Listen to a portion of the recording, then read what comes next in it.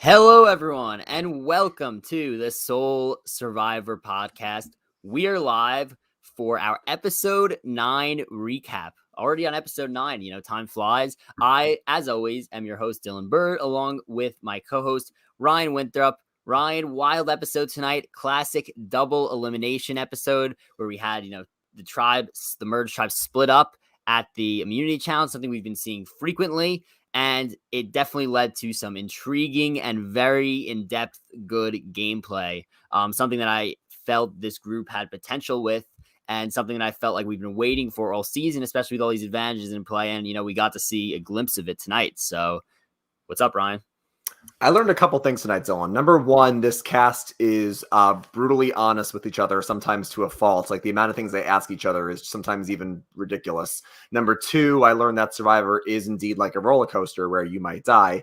And the third thing I learned is that we finally figure out from these tribal councils who is who in the zoo. So, Look, that was a great line from Shan. I got to give him credit there. Now, the thing with this week is, we have Evie and Nasir go home in this episode.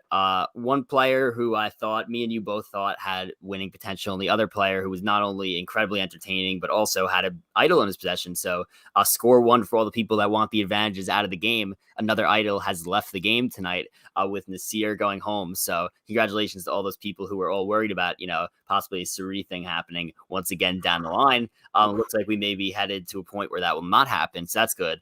But look, there's definitely a lot to talk about tonight. The gameplay was so in depth that me and you were texting even after the episode because we could not figure out what had just happened, why things were happening. But like always, we're here to figure that out. And so if you're listening right now, we're going to go in depth on everything. Now, before we get into it, be sure to like this video, subscribe to this channel, follow us on Twitter at Soul Survivor Pod, Instagram at Soul Survivor Pod. Be sure to subscribe on Apple, Spotify, links in the description below. Also, be sure to give us a 5-star rating and review on Apple. That really helps us out. And now let's get right into it, Ryan. So Evie and Nasir voted out. What was your general thoughts on the vote outs? We could start with, the Nasir side first because they went first, and then we'll move to Evie. Do you think these were the right moves, or do you think that, the tribes made a mistake here? yeah, no, first things first, I do think this was a really fun episode. I mean, this again reminds me of when they did this back in Ghost Island, and I'm pretty sure they did this also in Island of the Idols as well. I think when you split up the tribes into two, so you split up the merged tribe into two and say two people are going to go home in two separate tribal councils. I think I actually prefer this more than the whole like Malcolm thing where, both two tribes go together to tribal. I think this is a fun way of doing it. And I loved kind of like the storytelling element where you hear both groups talking about what might happen on the other beach as well. So that was very, very interesting. In terms of your first question, was this the right move to get rid of Nasir from whose perspective? I mean, obviously it was the right move for Erica and Heather because they were at risk of being split up themselves because they're a tight duo. So for them, it was the right move to get rid of Nasir. As for Shan and Ricard, Nasir is somebody who I think you would agree, the longer he gets into this game, the more dangerous he gets. He's obviously very physical. He can do well at a lot of challenges. He has an idol. And I think like Deshaun said, or maybe Danny said this last week, the further you let Nasir get with his idol, the more he'll be paying attention to, okay, I have to play it tonight. I have to play it. If you do it earlier and you time it perfectly, like at the final 10, as we saw tonight, he's not going to see it coming, especially when Heather seemed like such a layup. So I do think it made sense for Shannon Ricard because there are a couple of other shields potentially in the game. Yeah, I think that it made sense for everybody not named Nasir to get this done tonight, and I'll explain why. So obviously Heather and Erica, this was a no-brainer. But then, and I don't have to get into why that was a no-brainer. I think Ricard obviously had a huge episode tonight. I mean, I think this is kind of obvious from a viewer's perspective, but also he did some things tonight that I thought were masterful. And he did something that nobody has managed to do successfully, and that is make his opinion heard by Shan and get his way. So I think that Nasir, he kind of gets what he wants done. So that's a huge win for him. Shan, I ultimately think it's better for Shan to have Nasir not in the game because Nasir, as we've seen, complete wild card, very entertaining, but complete wild card. Could easily flip flop any way, any way he wants. Could just decide I'm going to play the idol and get out Shan or Ricard one time. I don't think he had a major allegiance to them, even though he made it seem like he did. So I think it was a good move for both of them to ultimately get him out. Ricard had a phenomenal episode. Like I said, not only did he get what he wanted done, they played the extra vote tonight.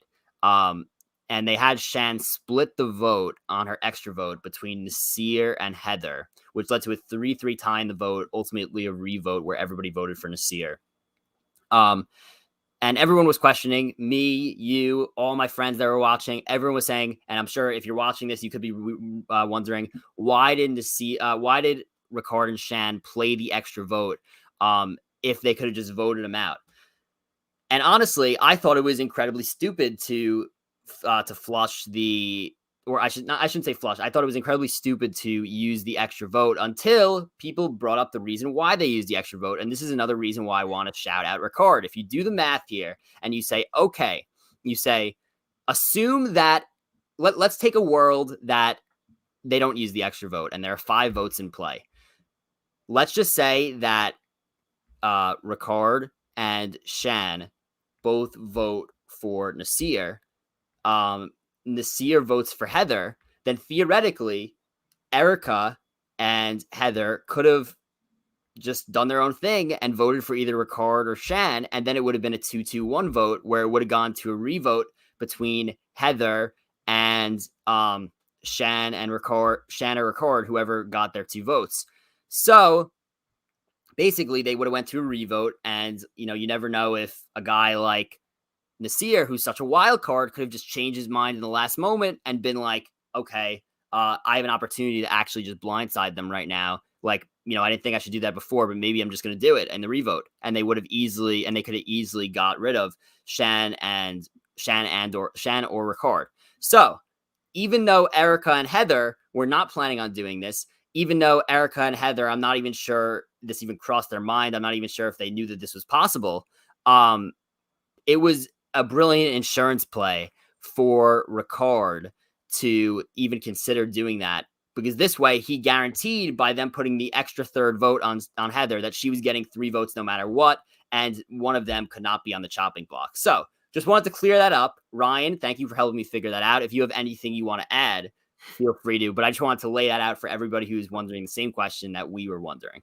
Yeah, I mean, it's a question that we were all asking. I myself thought it was a bit peculiar to split her extra vote in the way that she did. But I think what you said that we kind of figured out together along with, our friends and other people online, I think it makes sense where it's a 5-person tribe. So a lot of really weird things can happen with those small numbers, and you really aren't safe when it's that small. You can kind of hide in a bigger group.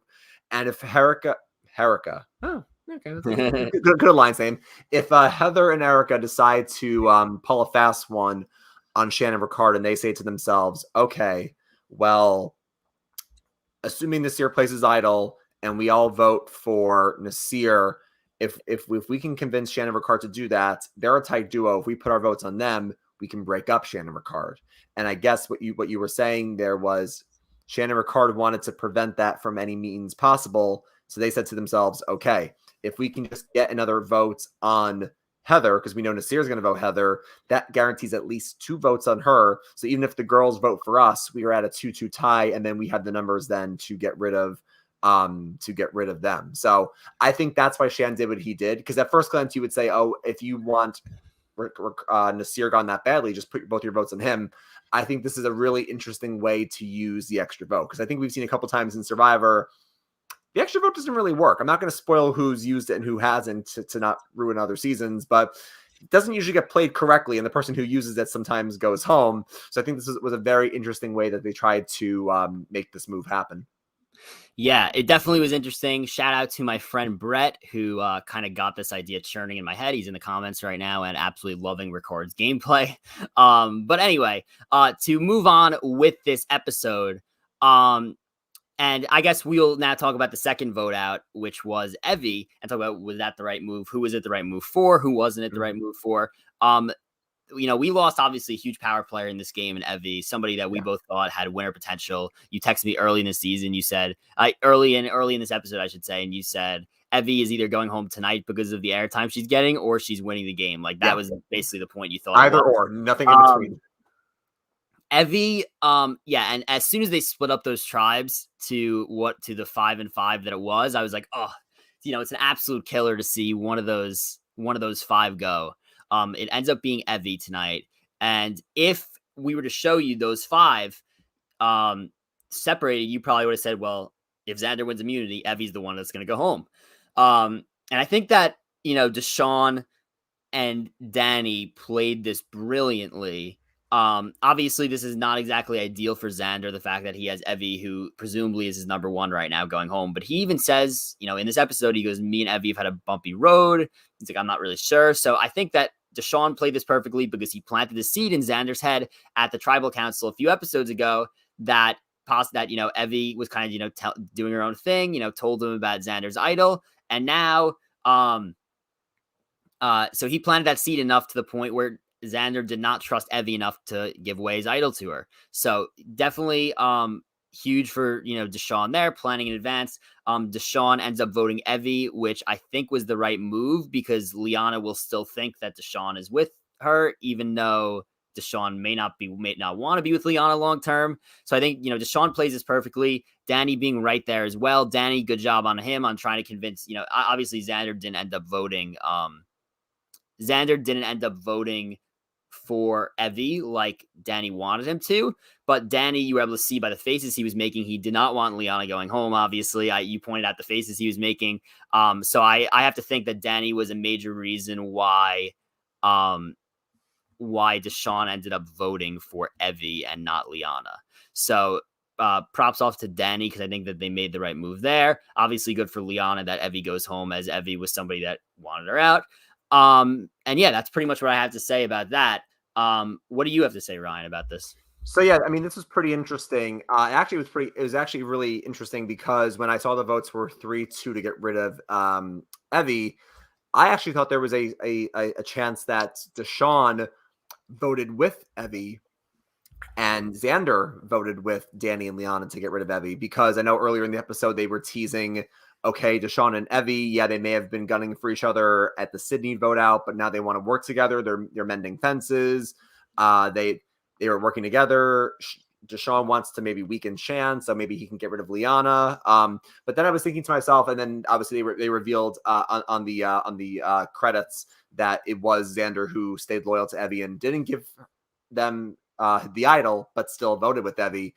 I guess Deshaun doesn't do that. And I think this makes sense to answer your other question, because if Deshaun and Danny are on opposite pages and Danny's like, dude, I think we got to get rid of Evie. Liana's our girl. We want to stick together.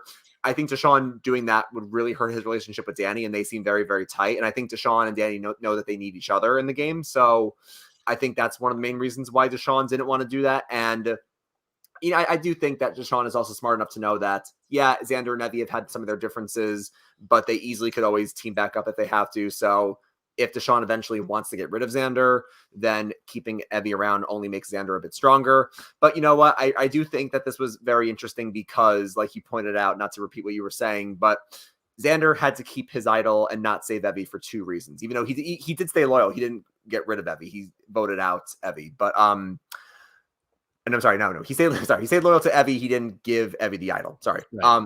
The 2 main reasons that you were saying were, A, Xander's obviously one of, if not the biggest threat in this game because of his immunity threat. He pulled the fake idol move against Liana.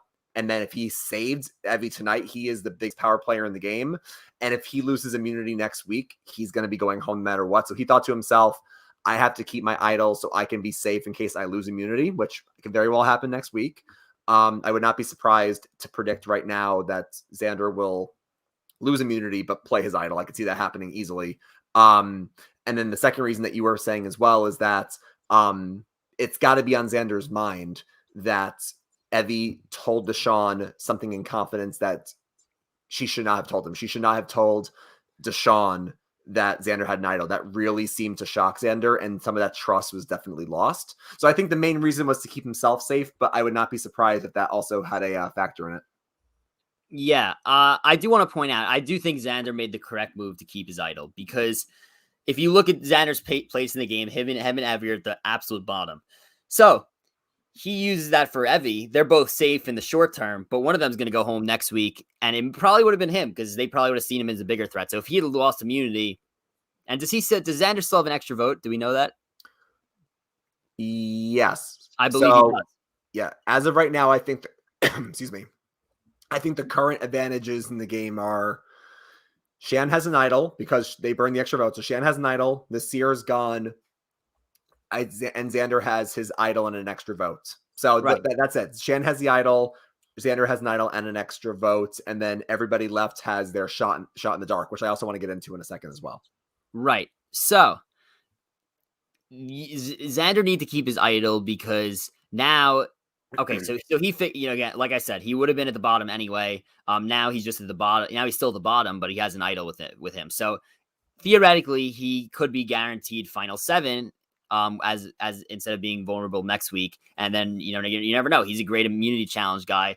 If he wins next week, then all of a sudden he's looking at final 6, and then you have an extra vote that you could use in a possible 3-3 tie, and then you can move yourself to the final 5. So he needs to worry about himself at this moment, not Evie, who clearly is kind of willing to go against him at some point. So good move by Xander not to use the idol on Evie. I think it was brilliant. Now, another thing I want to mention here is that Deshaun and Danny are in my opinion, the perfect spot in this game. Exactly where you want to be. And a lot of people may look at the coming attraction for next week where they were all like, oh, Deshaun did this, Deshaun did that. They can say all what they want about Deshaun and Danny, but the truth is that they're in the middle and they're not. It appears that everyone is not gunning for them. Everyone's going to be going to them for their vote, because think about it right now. You have Liana, you have Shan, and you have Ricard. You have those 3, and then you have Erica, and then you have Heather, and Xander, and then you have that's 3 and 3, and then you have Danny and Deshaun in the middle who are going to vote together. It would theoretically make sense for Erica and Heather to work with Xander since they're all on the bottom. And then Danny and Deshaun could easily go over to those, and they could form a 5 to vote out either Shan, or if they don't want to vote out Shan because she has an idol, they could vote out Liana, or they could vote out Ricard. And I think that they're in the absolute perfect spot. If you want to get a little bit more into that two-person dynamic of Danny and Deshaun, I think Danny is playing it brilliantly. Danny is pulling a Jeremy. He's surrounding himself with the most powerful players in the game, and nobody cares that this guy used to be in the NFL. This guy is possibly probably the most physically fit player on the entire season. If they have some kind of physical, like ultra physical immunity challenge or any immunity challenge, he's a match. So I think that Danny is kind of doing a great job of keeping the target off him. He's kind of letting Deshaun be the guy who's quote unquote lying behind people's backs, stuff like that. And nobody is bringing up Danny's name right now. So I think Danny's playing a great game. I think Deshaun has obviously positioned them in a perfect spot with his social strategy. So, shout out to both of them. I'm sorry. This is a little embarrassing. This hasn't happened in a long time. I have a slight nosebleed situation, which I'm a little shocked about by this.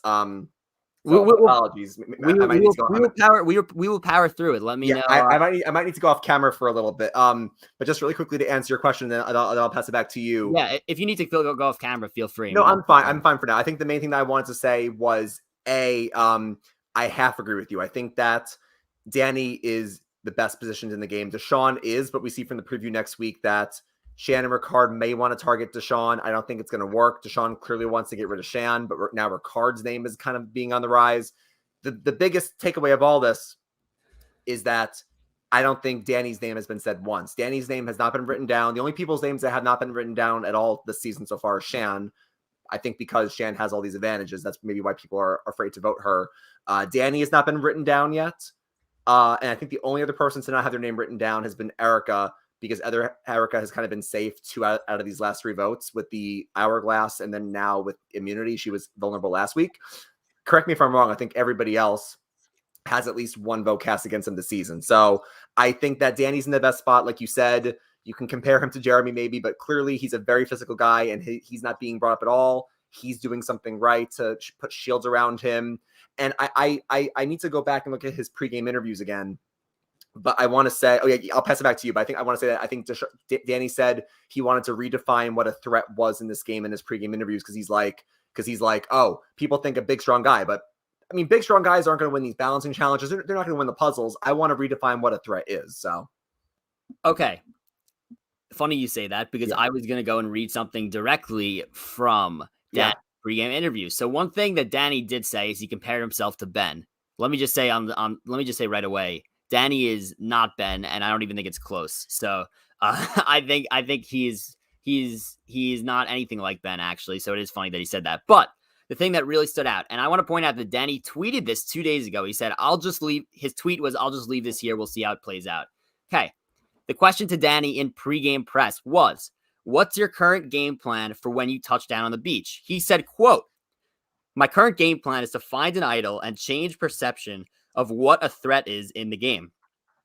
I'm probably one of the more physical looking guys out on the island. So," and he put this in brackets as if this is what we want, us to look at as, the people reading his tweet. He said, quote, "So I'm going to try to make sure that people know that the physical threat isn't the person you should be worried about.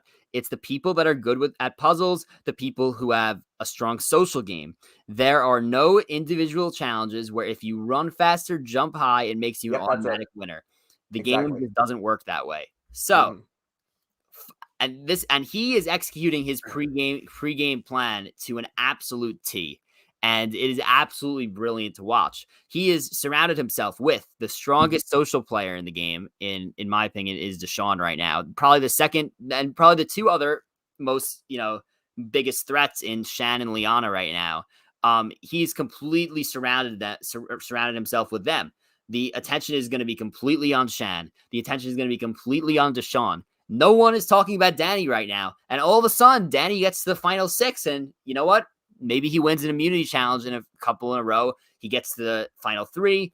No one dislikes him at all. Everyone seems to, be in a good spot. And here's where, once he gets to the final immunity challenge, he could, explain exactly what he told us in pregame press and been like, I had to surround myself with all these people to show that they were the threats and not me. If he basically explains that he played a Jeremy type game, I think it's a path for him to win. So I think Danny's playing a brilliant game. And on the other side of things, even though it seems like they're in the same alliance, I think they're kind of on the other side. Ricard is playing almost the same exact game, but in a different way. He is not somebody that is physically threatening, but at the same time, he's keeping his threat level low. The only person that really sees him as any kind of a threat is Shan, but Shan is working with him right now, at least, for right now, at least. So nobody is seeing Ricard as a threat. No one is seeing that it was Ricard's idea to use the extra vote. Everyone's like, oh, it's Shan's extra vote. She used the extra vote, not Ricard. He is perfectly, putting himself next to Shan and flying under the radar. I think, it's not impossible to see, these players like Ricard and Danny kind of go to the end. These are people that don't have advantages, so nobody's seeing them as a threat. And they're people that if they find an advantage late, they can really use it to flip the game because the numbers get smaller as you have advantages. The more the game goes on, the more powerful they become. So I just want to shout out Danny and Danny and Ricard, who are playing very similar games, but kind of for different reasons, in different ways. But both have been incredible to watch. I think that there are a lot of really good players still left on this season, and I think that the cast is really good. I think that the gameplay is kind of ramping up every single week. I think the season is getting better each week as well. Yeah, and that's what a couple people were saying in the comments. Like, there's a bunch of people that are still in contention. I mean, I think that and you can say this about a bunch of Survivor seasons. I don't think anyone at this point is drawing dead. I mean, other than Heather. I think you could say Heather at this point, unless Heather did something that we don't expect. If Heather gets to the end, I don't think Heather's going to win. Everybody else, I'm just trying to think through my mind. They could have a case to make. Like, I think you're right. Danny makes it to the end of this game. Danny's winning. I don't think you can let Danny get to the end and then not give him the money because he clearly would have earned it. I think if Deshaun gets there, and I guess it does depend on who you get there with, but Deshaun could easily win. I think, like you're saying, Ricard got a lot of visibility spike and a lot of strategic spike. I think he could win this game. Even though Shan's been kind of getting on people's nerves lately, I think if Shan turns it around, she could win. I could, if Liana is the one to take out Xander, I could see Liana maybe winning. Like almost everyone in this game, maybe not Heather and Erica, almost anyone else can still win, which is the mark of a great season. It's like the great seasons are the ones where many people can win. It's the bad seasons where, okay, it's the final 8 and I know who the winner is. The winner is still like right there. And it's interesting because a lot of people have been making, I've seen comparisons. I'm not sure if you've seen this. Some people have been making comparisons between Deshaun and Danny to a Dom and Wendell, potentially. Ooh, Two okay. people that know that they have to play together in order to possibly win. Two people that would be willing to go with each other to make an argument for why they should win. I'm just going to throw it out there. Who knows if it's going to happen, but I'm interested to see if it does happen. I think Deshaun would much more willing to bring a Danny to the end with him, where he could, vouch that he was the one behind the ideas, and have that person sitting next to him that was with him on the ideas, then maybe go up against a Shan or a Ricard where they kind of have conflicting viewpoints and they're pitching different things. Yeah. So I think that that's definitely something to keep in mind. I think that they're both would be content going to the end together, and there's been nothing to lead me to thinking anything differently, honestly. Yeah, so before we go through the episode, as we always do, I know that we just kind of spent a lot of time on tribal councils because there was a lot there since there was 2 of them. Before we go through the episode, were you surprised at all that there were no shots in the dark played? Because now we're at the final 8, and everyone in the game still has their shots because the only one to use their shot is Sydney, and she left. I need to get clarification either from the chat or from Twitter, but did they confirm when is the last time you can use your shot in the dark? Is it final 6? Since it's a 1 in 6 chance? It must be 6. 6 or 5. It can't be past 6 or 5.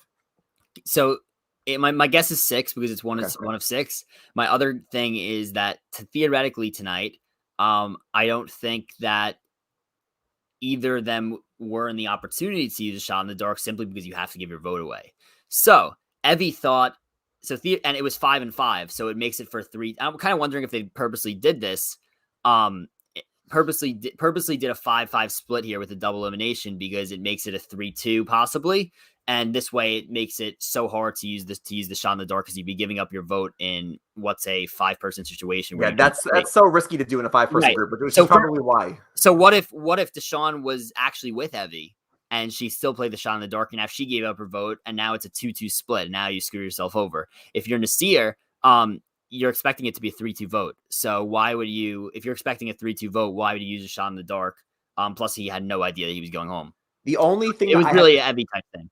The only thing that I had to say, and again, granted, I might be thinking too much about this, and Nasir was very confident tonight. Nasir didn't play his idol. The classic blindsided with an idol in your pockets. If he was in danger and he felt that he was in danger, he would have played it. I feel like, and Nasir probably was not thinking this deeply, to me, that whole tribal was the classic, oh, it's me. It's the boohoo. It's me. I'm going home. This is my eulogy. Like it's kind of like, oh, I'm gone. It's a foregone conclusion. So I'm wondering if I'm Nasir and it's so clear Heather's going home. I'm not going home. I have the idol. Heather is clearly going to go home tonight. If it's clearly you, isn't that like the definition of I don't have an idol? I want to roll a shot in the dark to try to save myself with a 1 in 6 shot. And I was thinking about this when they were casting their votes. I was like, if I'm the seer and Heather knows she's going home, if I get back to my seat and she doesn't play a shot in the dark, she must feel like she doesn't need a shot in the dark. So maybe I should play my idol. Now, again, I might be thinking too much about that, but that was my first thought. Like if I'm the seer and the woman who clearly thinks she's going to go home is not risking it all to stay in the game, maybe she has a reason for holding on to it. And that is an interesting point that a lot of people, and including myself, have not thought about is, maybe Ricard thought, maybe Nasir thought that Heather, maybe Nasir was thinking that someone behind the scenes was possibly convincing Heather that she had a shot of staying. So maybe Nasir did not expect her to use a shot in the dark, even though Nasir came up and straight up told her she was going home, which, by the way, as a Survivor player, never ever do that. I don't know why people do that. It doesn't make any sense to do in any way. So Nasir, I think that's an interesting point. If Heather did not use a shot in the dark, maybe you're saying, oh, well, like this would be the obvious situation to use a shot in the dark. Maybe I'll just use my idol just in case.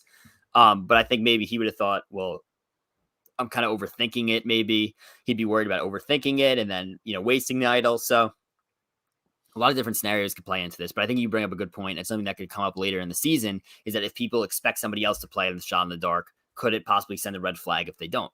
Definitely something that I never thought of with the shot in the dark, and maybe even Nasir never thought of it, honestly, because it is a new concept. It is very in depth. It is very numbers oriented.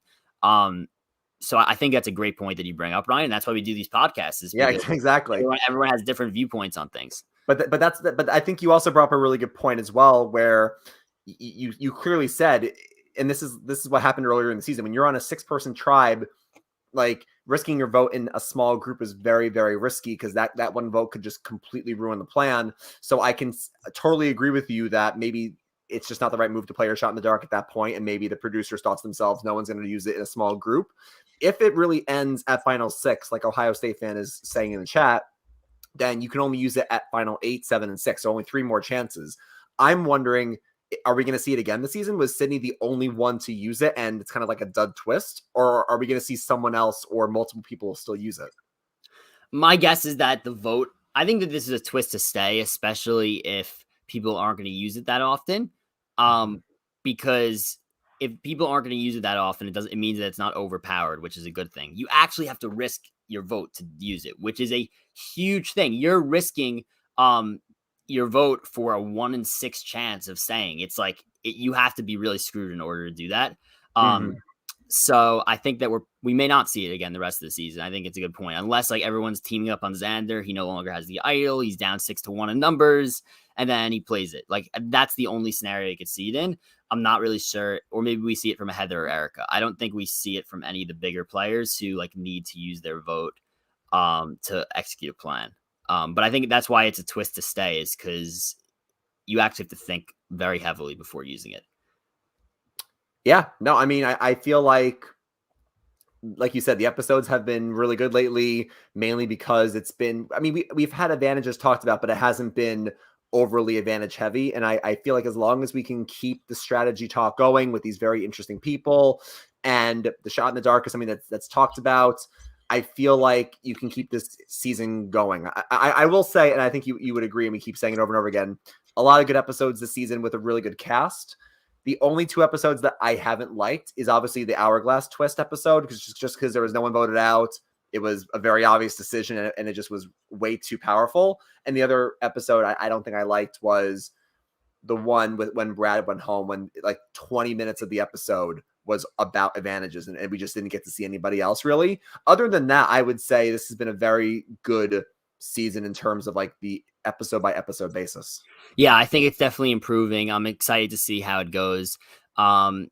And yeah, I think we're gonna get a lot more great gameplay going. But yeah, let's go over some other events that happened in the episode. Obviously, this was mostly Tribal Council, and that's what we discussed for most of this podcast. Yep. Mm-hmm. But early in the episode, I think that we have Deshaun and Shan who are very heated about an argument.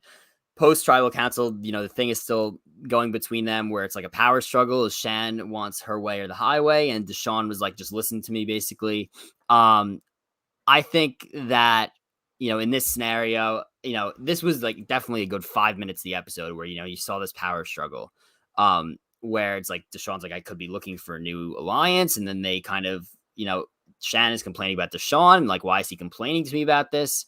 And then they kind of try to work it out. But like, Deshaun is still going to other people. Like, he wants to keep his options open.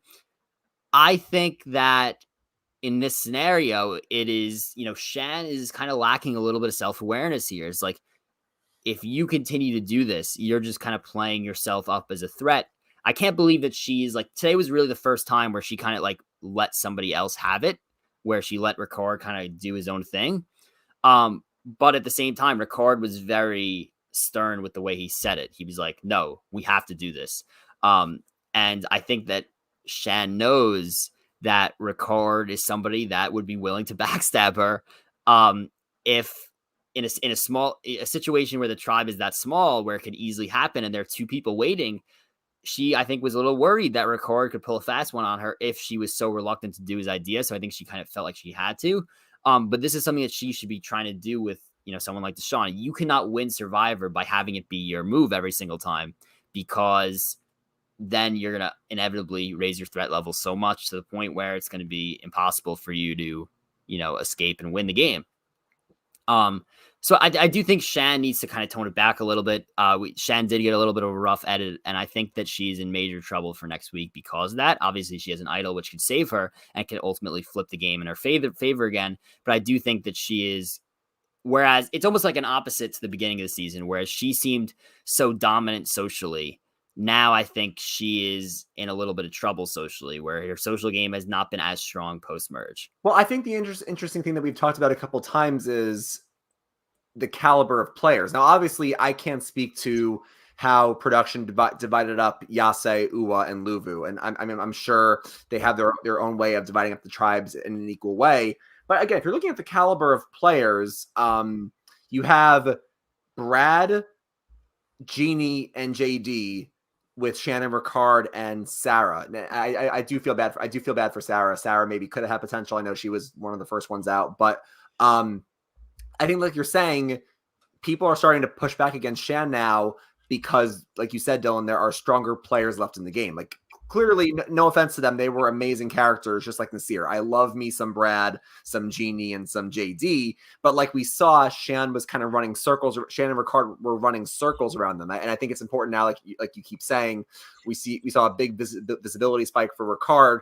We need to make sure that we're giving Ricard his dues as well, because Shan gets a lot of credit in the edits, and I think she is a great player, but Ricard deserves his dues as well. But yeah, we see them just run laps around JD, Jeannie, and Brad. But now that you're getting to Deshawn, you're getting to the Dannys, to the Evies, and again, if we have to give a eulogy tonight to Evie and Nasir, like you said earlier, Nasir is amazing. He's entertaining. I would love to see him back. He's so fun, and he's just such a positive guy. And then Evie clearly was a power player in this game. They deserve a lot of credits. I think people are very big fans of Evie, and I think they should be proud of how they played the game. But yeah, like we're seeing here, even Ricard now is like, Shan, like you're trying to do too much. Like now she's met with tougher competition. So this is what separates the good players from the great players. You can deal with stronger caliber of players and navigate them, as opposed, no offense to Boston Rob, navigating Redemption Island caliber of players. Right. These people are not going to just let Shan do what she wants. No, at this point, no. Yeah, and honestly, I don't think. And it's funny because I think that a lot of people dislike Boston. There are people that dislike Boston Rob. I'm not going to say a lot of people because obviously he's one of the most popular players of all time. But I think that the people who do dislike Boston Rob are the people who feel like he just kind of it's his way or the highway. And ironically here, Shan is doing a very similar thing. I think that was not, I think it's a very interesting comparison you had there, where, Shan kind of wants it to be always her way. And I think that, as we've seen with Boston Rob, the last few times he's played Survivor, this is, or I should not say the last few times, last time he played for sure. Yeah. It's very problematic when you're playing with other good players, and that's the thing, and you want it to be your way always. Obviously we saw Boston Rob, he struggled in Winners at War because of that. So that was interesting. And I'm curious to see how Shan could kind of maybe reverse this and tone it back a little bit to maybe adjust her game and, kind of get back into the swing of things. Now, one thing that I also think was great here was when Heather and Nasir were arguing about the Knight's Trial before. Nasir was like, "You threw my name under the bus," and Heather was like, "Well, I didn't write your name down." And then Nasir was like, "Well, then what do you tell everyone?" Evie, what do you tell? He's like, Evie, what do you tell? Evie, what did Heather tell you at Tribal the other night? And Evie was like, "Oh, that she wants to vote out Nasir."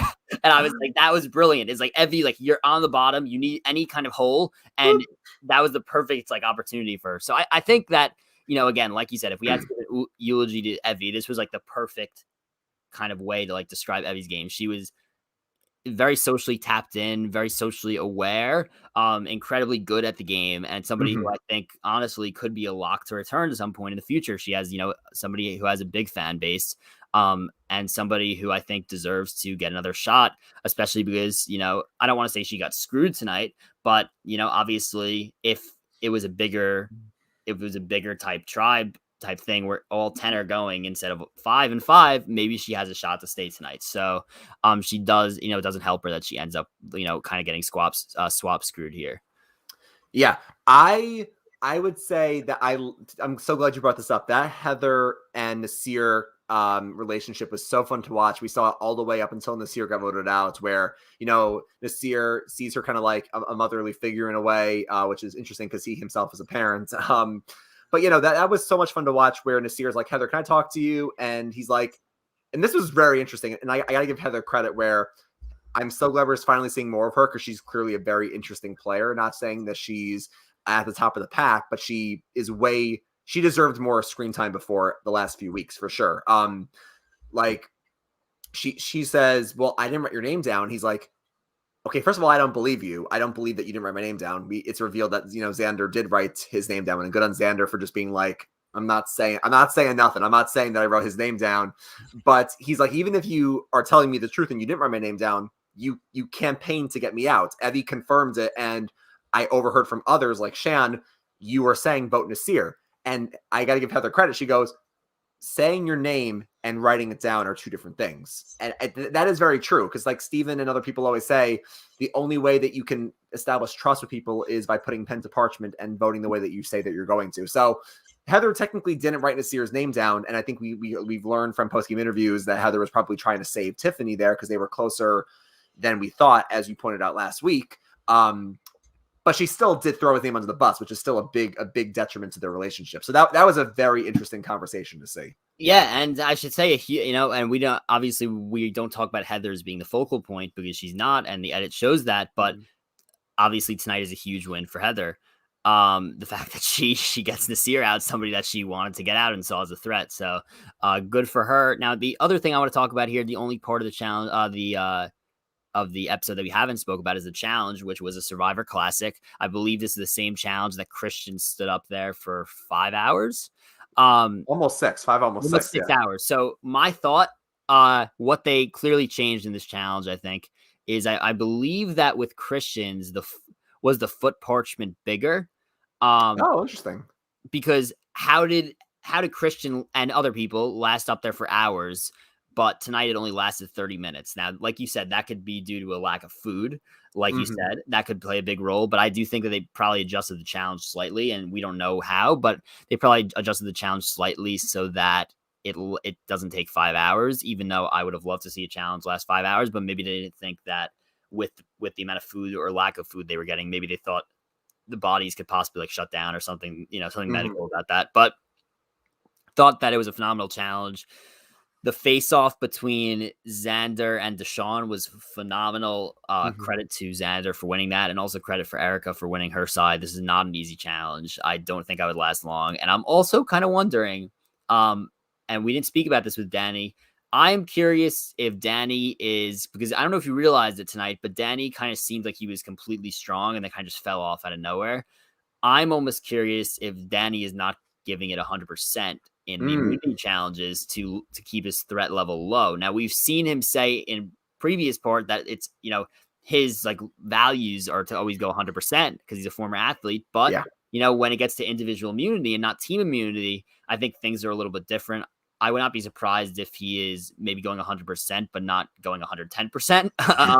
Like not going to like if he knows that there's a challenge he can't win, maybe he's just dropping out kind of early to like make it seem like he's worse at the challenges. I'm kind of curious. That'd be something that I would want to ask him after the game if I were to ask him questions, because he hasn't seen a lot of success in the few individual immunity challenges so far. Obviously, the feet thing, that's not something that we would think he'd be good at. But something like this, I'm kind of surprised that Xander and Deshawn were able to outlast him. So I'm kind of curious to see if maybe he's struggling from the lack of food more than other people because he maybe needs more calories, or maybe he's just, you know, pulling a Tony and kind of just trying to lower his threat level a little bit. Yeah, so that's an interesting point. I would love to hear his thoughts about whether, like you said, he's trying his best, but maybe not as much as he really could. That challenge to me is one where, like a lot of endurance challenges we see on Survivor and Big Brother, it does favor smaller people. Like the less body mass you have, the easier it is to hold yourself up. And Danny is obviously a very tall guy. He's built. So I guarantee you, yeah, he looks solid. He probably was hurting a lot there. Like if you told me to like Vegas, like say, Ryan, pick one from each group who's winning this challenge, I would not have bet Danny. I probably would have bet Evie, honestly. So I was surprised that Evie dropped first. I would have bet Evie in blue. Yellow, I know Erica won. I actually thought Ricard would have won. And I actually thought that was very interesting how Ricard and Nasir say to each other, I'm not dropping. I can stay up here for the next 2 hours. And they both drop and Erica wins. So, yeah, no, so I thought it was very interesting. And I would be curious to know if Danny really fell off there because it was just a lot to hold up, or he was like, I don't need to win this one. There's 2 more things I wanted to cover in this episode before we take questions. One is more small and one is a bit bigger. Number one, Dylan, I cannot believe how upfront and blatant people are being this season. So I guess it kind of ties into both my points, but it just boggled my mind that we saw tonight. Not only did Liana say to Xander, would you mind giving me your idols so I know that you won't play it? I'm like, there's no way Xander's going to give you his idol to hold on to. That was an absurd move by Liana. Wait, we can go more into it. That's that was an absurd move. Number 2, I cannot believe that Heather and Erica tried to say to Nasir, would you consider playing your idol on Heather? And he's like, no, I'm not going to play. To me, like, and again, this also goes back to like the whole JD and Shan thing where JD gave Shan his advantage twice. And I think Jeff said this at Tribal. People this season seem to be very open with things, which is, as old school fans like you and I are, this is baffling to me how people are not only very open with what they have, they're going to straight up say, can I have this to hold on to it? Or can you play it on this person? And they're like, no, that doesn't benefit me in any way. Yeah. I was actually going to bring up the exact thing you said. So Jeff said it Tribal. He's like, as Ryan still deals with his nosebleed here. I'm working through it. We're all good. Yeah. So look, you could say that Ryan is basically playing Survivor right now on the he's fighting for individual immunity with his nosebleed is the monster. Yeah. But anyway, what I was gonna say is Jeff at Tribal goes, well, why are so many people so upfront with their advantages this year?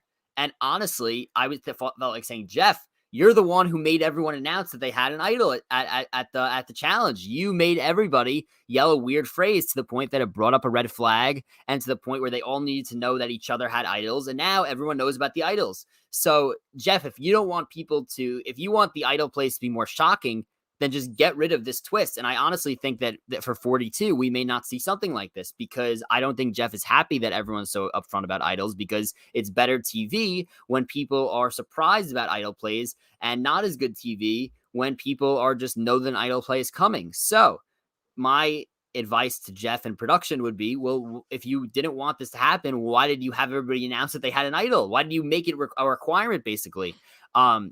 So that's what I'm going to say about that. Now, in terms of Liana, insane move to even think that Xander was going to consider that. I guess you may as well try if you think you're going home. So that's all I have to say about that.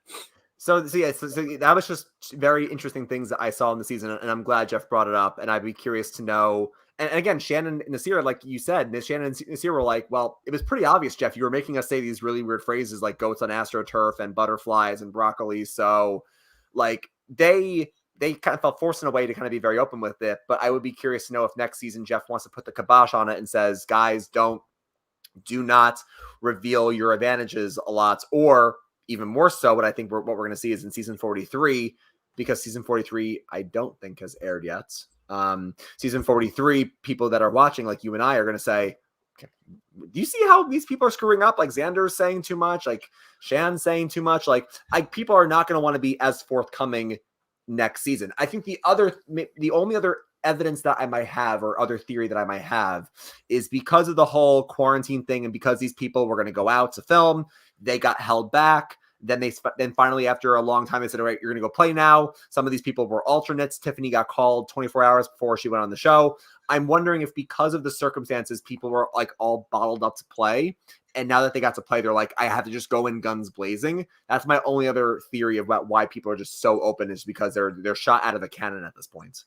Yeah, I think that could be a scenario. I also just think that, like, based on the way that the idols were kind of forced amongst people, like the way that they were designed, it's kind of just forced that like everybody knows and that they have to do it. So I think it's probably a combination of both. Yeah, and speaking of being blatant, the last thing that I have before questions, unless you have anything else. Speaking of being blatant, so we have basically the core 5 of Danny, Deshaun, Liana, and Shan, and now Ricard is lumped into that too. And then you have the 5 outsiders of Evie, Xander, Nasir, Erica, and Heather are the outsiders. And I could not believe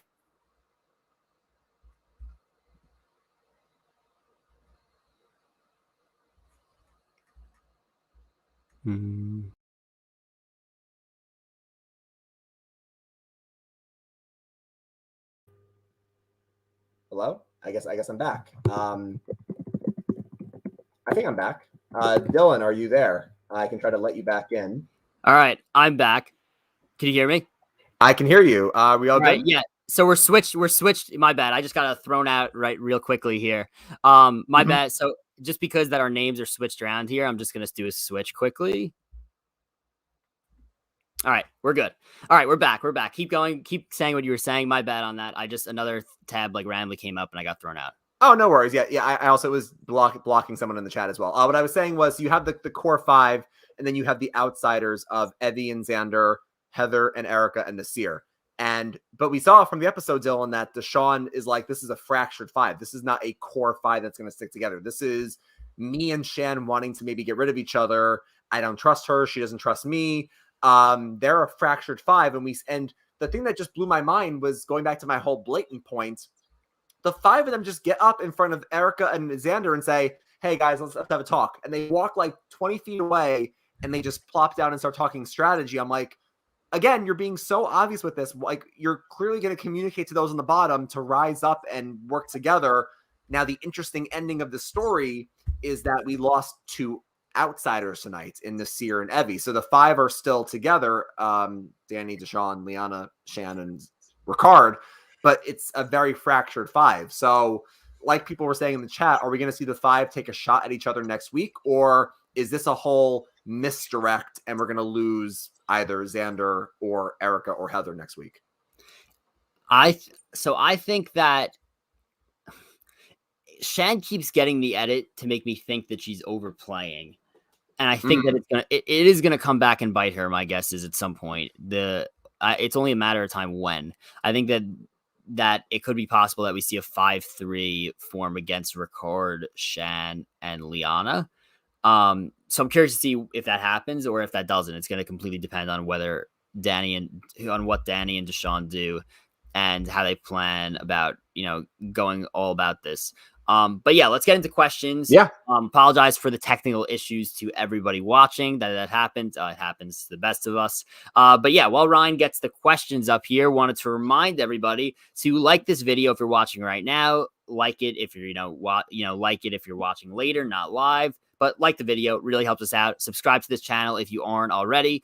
We are growing week by week, and we love to see it. Also, be sure to follow us on Twitter, Instagram, @SoulSurvivorPod. Give us a 5-star rating and review, and subscribe on Apple and Spotify. Link is in the description below, and let's get to questions. Yeah, so before we get to questions, this is a comment that I wanted to address as well, because I saw Lightning Blitz a couple times say this. We were saying earlier in the podcast that we think it was the right move for Shan to get rid of Nasir because Nasir can get more powerful as time goes on. Lightning Blitz has the opposite thought, where they think that by voting out Nasir, you basically make him play his idol, which would flush his idol and he would still be in the game. And I think they say later in the chat that voting out an ally is not a good move for Shan. So I guess Lightning's point is that we see from the edit, Nasir seemed to want to work with Shan. Nasir and Shan seem to have a good relationship. They didn't seem to argue that much because Nasir is very easygoing. And I guess Lightning's point is that, yeah, Nasir can get powerful, but Nasir's not going to gun for you. He's not going to gun for Shan and Ricard. Now, my only counterpoint to Lightning's idea, because I do think it's a really good point, is that maybe Shan and Ricard are thinking to themselves, yeah, but Danny and Deshaun could use Nasir as a number. Although I guess to be fair, Danny and Deshaun actually maybe wanted to split the votes with Nasir. So I'm wondering, Dylan, maybe you have a more clear thought than I do. I'm wondering, like, did they get rid of Nasir simply because he's a threat with his idol, or because if there's going to be a civil war between Shan and Deshaun, or even Shan and Ricard, maybe Shan was thinking that Nasir will, like, I could lose Nasir in this war. Like, what do you think about all this? My thought was that it was an okay move from Shan because I think that they probably saw, at least Ricard probably saw Nasir as a wild card. Mm-hmm. So even he could be, just trying to make it seem like he has to stay with them because they're only down to 5 on this tribe. With the way the split was, and Mm-hmm. he could possibly, once they merge back, he could go back with Luvu and then try and vote them out. So I think that they kind of saw him as, whereas Lightning, what was the name? Lightning Blitz. Lightning Blitz says that they think it'd be okay to keep Nasir in the game as long as you flush the idol. Mm-hmm. I don't think that Nasir is like a Heather, where once she's powerless, she's not really a threat. I think Nasir would be a threat, even if he didn't have the idol, because one, he could win challenges, and two, is a wild card. He could work with anybody. He could change his Mm-hmm. mind anytime, and you don't want those people in the game, especially as numbers go down. Yeah, I think that makes sense. Actually, it's going to be very very interesting to see not only Evie's but Nasir's post game interview, because maybe that will shed a little bit of light on this. Ohio State fan asks, did Ricard not want Shan to have too many advantages with the idol and the extra votes? If he convinced Shan to waste the extra votes and getting what he wanted to get rid of Nasir, that is genius by him. So I think this is kind of going to what you said earlier, Dylan, where you said Shan has been getting her way most of this game, and Ricard's finally putting his foot down and saying, look, we have to do this to get rid of Nasir, do this with the split votes. I'm wondering, to Ohio State's point, if Ricard was like, look, I want to get rid of Nasir, but I'm going to also waste her extra votes. That was, I think, a smart move on his part. I'd be really interested to see, either from interviews or even confessionals in the game, if he was thinking along those lines. Yeah, this was my initial thought. Before I did the numbers, I was like, Ricard just wants to flush Shan's extra vote. I think that it could have just been, kind of killing two birds with one stone. Is like, this could give you insurance and you could flush it. So I think that it definitely crossed his mind that he didn't want Shan having that much power, because ultimately we know that Shan is going to want to blindside Ricard, and we know that Ricard is going to want to blindside Shan. They're not going to go to the end together, at least I don't think. So in that case, I'm like, well, if you're Ricard, you want to eliminate one of the possible ways that Shan could get you out later in the game. So I think that I think that Ricard definitely wanted to flush that extra vote, even though it actually played a purpose here. Yeah. So we have a few more questions here. I think we only have one or two more. Let's see here. Ohio State also asks us, what are each of your guys' final threes and winner predictions? I think Ricard, Shan, and Liana will outlast the rest of them with being the final three, and Ricard will be the sole survivor. So this is a fun game to play now that we're at the final 8. We lost 2 people tonight, so now we've really entered into the end game stretch once we get to final 8. I guess you can argue once you get to final 6 maybe. But so Dylan, I can go first if you want, and we can give our final 3 and winner predictions. This is very, very interesting. I feel like, and again, I want to give my best guess based on the moves that I'm seeing, but not trying to read too much into the edit, even though the edit's very hard not to read. It's tough. I definitely will agree that I think Liana I can put in there. She's getting a lot of confessionals, and she clearly has a big dislike for Xander. I'm wondering if that storyline is going to pay off, where she either gets rid of Xander, or Xander goes and she's like, well, Xander went, and people are like, yeah, but that wasn't your move. So I feel like Liana, whether she gets the credit or not, and whatever happens with Xander, I would put Liana in my final 3. I think I could see her getting there, but maybe losing and being a losing final 3 person. So I'll say Liana is going to make it to final 3. I'm going to say either Shan or Ricard. I don't think Shan and Ricard both get there, given what I'm seeing. So either Shan or Ricard. So I know that's cheating, but Shan or Ricard plus Liana. And if I had to pick another person, I want it to be Danny. I really want it to be Danny. For some reason, my gut is saying Deshawn. So I'll say Deshawn, Ricard / Shan, and Liana, but I would love to see Danny in there. So I think that there's a lot of different ways, obviously, this could go. I think that a lot of the final 3 is actually going to depend on whether or not these people see Erica and Heather as goats, people to bring, that they could bring with them to the final 3, or they see them as people that could potentially steal a spot for me in the final 3. Exactly. Because if they see them as people that could steal a spot for me in the final three, then they're going to vote them out sooner than we think. And then it's going to be really like you're going to have probably three really, really good players sitting at the end. Not to say that Erica is not playing a good game. We're not really seeing a lot of her. But I think that if they see them as people that they can bring with them, I ultimately think that we're going to see the lines in the sand drawn next week because we're going to have it, put together where the whole tribe's together again. I think personally that I've had for a while. I think Deshaun will get there. And I honestly am starting to think that Danny's going to come with him at this point. I love it. Yeah. I'm not 100% sure on that, but I think that my guess is that we probably have a Danny, Deshaun, and then whichever one does not get picked off of the three on the opposing side. So either Liana, Shan, or Ricard. I know that's like a big range, but I guess if I had to guess one of them not to get picked, I think if that three could maybe get Danny and Deshaun to vote with them a few more times, then it's more likely that those three could all sit together at the end. Like you said, the question. But I think right now, because Deshaun and Danny are in the best spot, I'm going to guess that both of them get there and either bring another Luvu with them, or I'm going to guess Liana would be the one to get there. Yeah. That's probably what I had to say right now. I'm thinking that they've kind of had Ricard painted out as like a villain this whole season. They've kind of like been like hinting at that. My guess is if they're kind of setting up Ricard to possibly make a big move soon and blindside Shan, maybe even, and then maybe he gains threat level and gets voted out like right near the end, probably. And now the one name that you'll probably realize we haven't mentioned is Xander. I think that Xander is, Xander, I would love to see get to the end. I think he ultimately could hit a Christian type point where he's such a threat that as soon as he doesn't win immunity and doesn't have the idol, it's over for him. Yeah, no, listen, I think that Xander, again, we have to remember, Jeff said it today, like Xander's like, I've been thinking about this since since I was a boy watching the show. And then Jeff's like, yeah, you're still a young man. You're 20 years old. He's younger than us. So like, I have to give him credits. Like kind of like a Michael Yerger in Ghost Island. I have to give Xander so much credit for being young, 20 years old, and being a big threat in this game. He's playing very hard. Obviously we can point to him making some mistakes earlier on with being too, forthcoming with his information, like, and Tiffany kind of caught him in some lies, but you have to give him a lot of credit. And I think that Xander is playing very hard, and I think he's a good player. Unfortunately, like we're saying, we're coming up with all these different final three scenarios.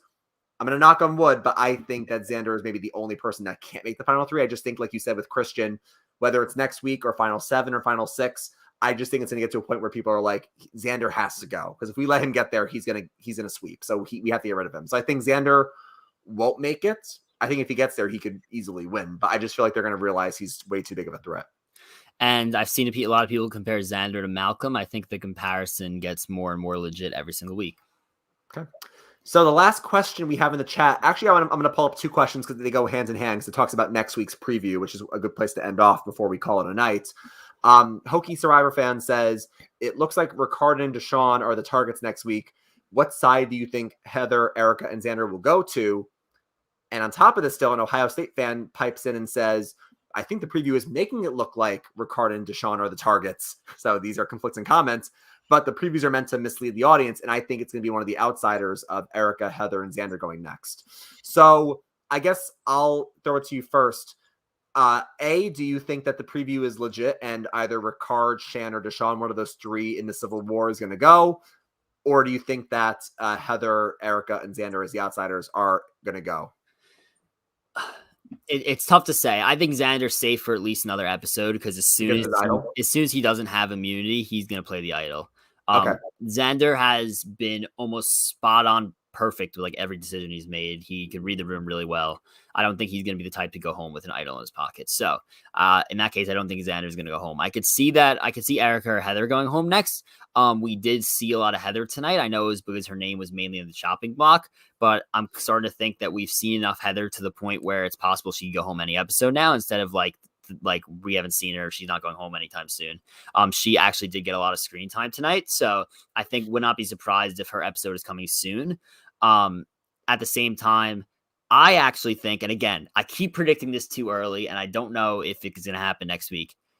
I could really see Danny and Deshaun making the flip next week and having 5 versus 3, and as long as they put their votes on the right person, then it could possibly get Shan to not only flush her idol, but somebody else to also go home. On that side, meaning one of Ricard, Shan, or Liana. I don't think it's going to be Ricard because I think he's downplayed his threat level. I would not be surprised if they maybe blindside Liana and try to make Shan player idol, but get out Liana. This way, you're kind of getting out one of Shan's people at the same time. You're getting Shan to flush the idol. That's what I would do if I were them. So I think we could see one of them go home next time. But honestly, I think that the season's doing a really good job of kind of making things all over the place. So I don't really know what's going to happen. All right, just responding to something in the chat. Anyway, what I was to answer your question. Let's see what we're saying. Oh yeah, so I definitely agree with your first point. Xander has been pretty good with his reads. Like he was pretty good at saying to Evie, "You're going to be safe." When Sydney went home, and when Ricard was like, "Play it, play it, play it," Xander's like, "I'm not going to play it. I'm not in danger tonight." So I think you're right. Xander is somebody who, if he wins immunity next week, he's safe. If he doesn't win immunity, I think he will play his idol. So I don't, unless he has a complete wrong read here, I think Xander is guaranteed to make Final 7. I think he's safe next week. So then going back to Hokie and Ohio State's question, I want to say Heather's safe for now. I could see Erica maybe getting clipped next week. The only other thought that I have here, and this was so weird, like you would think they want to get rid of Shan, like Shan has to go.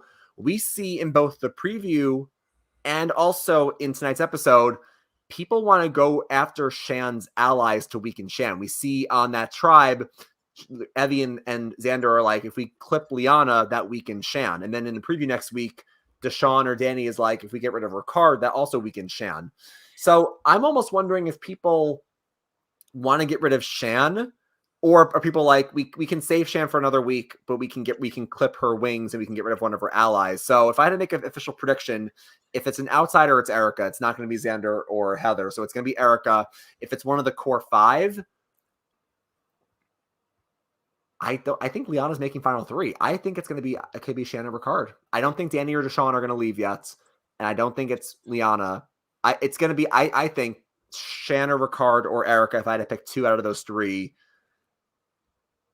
it could be Shannon or Erica. Again, I think the edit's doing a great job of making us have no idea. Because I personally last week I was like, well, yeah, Ricard's playing a great game. I don't really think he's a threat to win. Now it's like one episode changes everything. Now I think Ricard's a major threat to win based on his episode tonight. And the same thing could happen with somebody else next week. Is like Danny could have a huge episode next week, and all of a sudden I could say, well, maybe Danny's. Again, I've hyped up Danny's game enough, but Danny's kind of playing the Ricard game that they haven't exactly shown us. Like they showed us Ricard tonight, really what he was thinking. Yeah. That same thing could happen with Danny next week, and then we become more unsure. Mm-hmm. So it's doing a really great job. I just want to throw that out there. Who knows what could happen? I'm excited to see it. We do we have any more questions in the chat? No more questions in the chat, but I think there's one more thing that we have to say before we do our closing remarks. Our plans for next week or what might happen next week. Yeah, so the episode is on Wednesday night, which is the night before Thanksgiving Eve. Obviously, that's a very busy time for a lot of different people.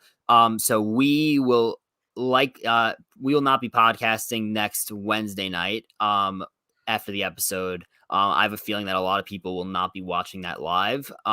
So we are not, and we probably will not be watching it live either unless something changes. So we will not be podcasting right after the episode next week. So what we will try to do is we will try to have something out by Black Friday or maybe something out by the weekend. We will definitely get something out to talk about the episode next week, even if it's like a superlatives combined with a recap. We haven't done superlatives in a while, but maybe we get something out that weekend to talk about it. But excited to see what happens. Once again, if there are any guests that you want us to have on, be sure to drop them in the comments. If there's any thoughts you have on the episode, be sure to drop it in the comments. And once again, like the video, subscribe to the channel if you haven't already. Follow us on social media at Soul Survivor Pod. Subscribe on Apple, Spotify, any other place you listen. And I was gonna say Dylan says this every week about the Soul Survivor Pod on Twitter, but especially next week with Thanksgiving, just keep your eyes on our social media sites on Twitter and Instagram. Once we know our recording date, we'll let you know.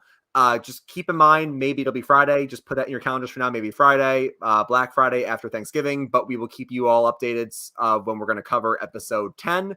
And yeah, Dylan, this was a fun episode. I'm looking forward to recording with you next week. I'm very upset. I missed the opportunity to make a medical reference with my nosebleed. The only medical emergency we've ever had on the show, and I missed my chance to be like, medical, get in. and I botched it. But you know what? It's all good. I'm feeling a little bit better now. But always fun recording with you. And as we always say, we have nothing else for you. So grab your torches and head back to camp. Good night.